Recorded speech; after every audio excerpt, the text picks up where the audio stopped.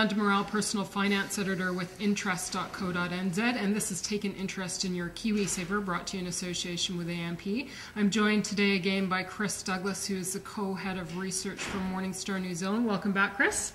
Hi Amanda, nice to be here. Thanks for joining us again. Now, today we're going to talk about currency as it relates to KiwiSaver and hedging, because lots of action with the currency today. It's rallied up at 83 cents US. So do KiwiSavers need to be worried about fluctuations in the currency? Well, fluctuations in the currency are a fact of life for every New Zealander. We find, whether or not we're travelling, we're buying online, we're a small country, our currency does bounce around a long way. And that's reflective in KiwiSaver as well. So I think people need to be mindful of the currency, but I wouldn't say they should be worried about it. They should leave the worrying to the KiwiSaver provider that they're investing with. Okay. So are there any particular funds, keeping in mind that we shouldn't worry about it too much, that would be more susceptible to movements in the currency than others, and which ones would those be? So any growth-orientated fund's going to have a larger bias to global assets. Anything with global assets exposure is going to have more exposure to currency fluctuations.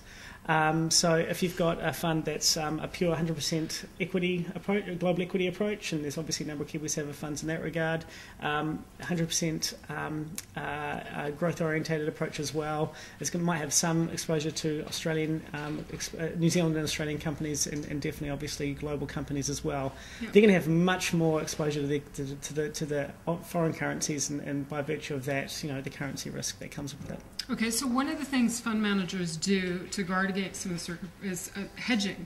So can you explain to me how that actually works in KiwiSaver and what we should be aware of, if anything, about that practice? Sure. Well, I mean, first of all, I should say that currency is notoriously difficult to judge or predict where it's going to go.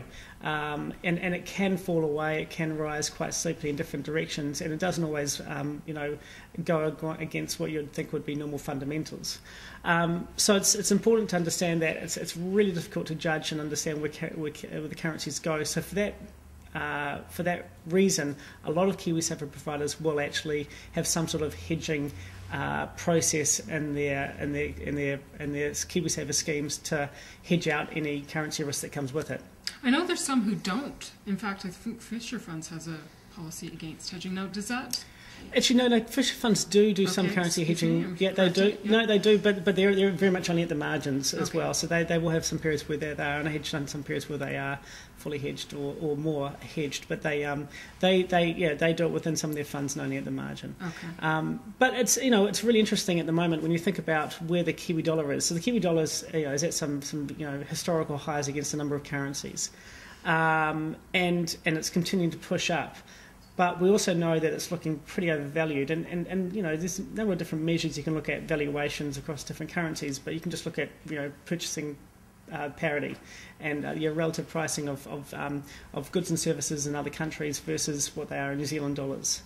But just coming back to the currency hedging elements and how people do that. So what a lot of fund managers will do is they'll look at the currency hedging at today's spot rate, and they'll buy contracts in a 3-month forward in 3 months future period to buy back the currency at that date.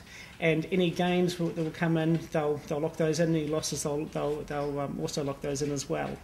But what happens is if the currency continues to go up during that time, that means that your foreign assets that you hold actually go down in value. So that means that by using these forward contracts, they can actually they can hedge out totally that loss in value that comes with it, right.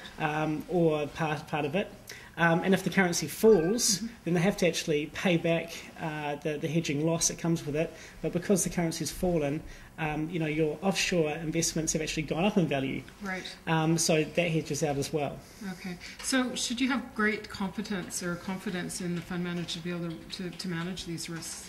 Well, I think when you're looking at the actual hedging strategies that many the KiwiSaver providers that we certainly assess they employ, they're very strong hedging processes in place. So, we don't see any issues that come with it. Right. The contracts, hedging contracts they have are typically with large financial institutions. So, and it's all treated, we think, with minimal risk anyway for investors, and in fact almost virtually no risk that they won't be getting their money back as and when these currencies, rise and fall. Okay, good. Now you've brought in some charts for us. We love charts here at interest.co. So let's walk through the first one you've brought in here, and maybe if we can draw on some examples about from some funds in KiwiSaver. Sure, yeah. Just for example, there's some out there that are strongly invested in Australian equities, correct? So, there are, indeed.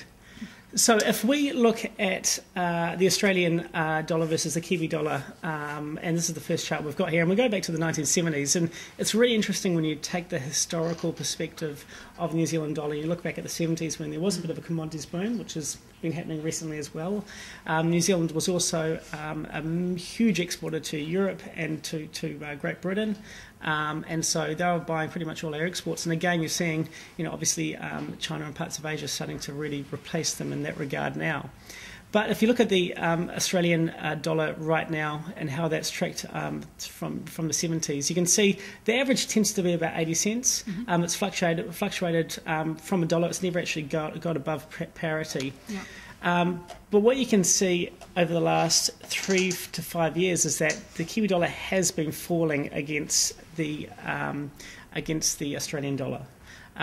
So it peaked at above 90 cents for 2008, and then after a bit of a blip there again 2009. But it's been steadily falling away as the Australian resources economy has just been looking really strong. The Australian didn't actually have a recession during the GFC, so the economy's been looking really, really good. We've seen a slight pickup recently, but this is actually one of the few currencies where the New Zealand dollar has been struggling against, and that has had an impact on KiwiSaver investors for sure. But I mean, the good thing is that when the Kiwi dollar falls, is that if you're owning Aussie banks, Woolworths in Australia, and all sorts of different companies over there, if you own them and the current Kiwi dollar goes down, your actual value in those is going up. So we like to see currency falls if you've got an unhedged exposure. Okay. But if we take a look at the euro. Mm-hmm. And this is a fascinating chart. So obviously the euro really only came to play in 1999, but you can see the volatility that's gone on here. So it's gone down to around about 40 cents versus the Kiwi, and then it's up to a touch under 64 cents right now. Mm-hmm. But you can see how those swings have gone on. You can really see since 2009 how the Kiwi has just gone from strength to strength versus the euro. And this is the same as what we've seen from a few other currencies as well, where the Kiwi dollar is looking very strong right now. If you look at the British pound, this goes right back to the 70s, and again it goes back to that period in the 70s where the New Zealand economy was doing really, really well from a lot of our agricultural exports to Europe and Great Britain. But you can see during this period, again since 2002. The Kiwi versus the pound's been going great guns, which I always find very interesting. I actually went over to the UK for 3 years in 2002, and I went what looks at historical lows. So it was very expensive for me to move over there, but that's one side. It's great for Kiwis going over there right now. Tough if you're a Kiwi looking to come home because it's well over 50 cents when you look at our the relative. The pricing of the British pound. Not quite at the historical highs, but it's looking pretty good.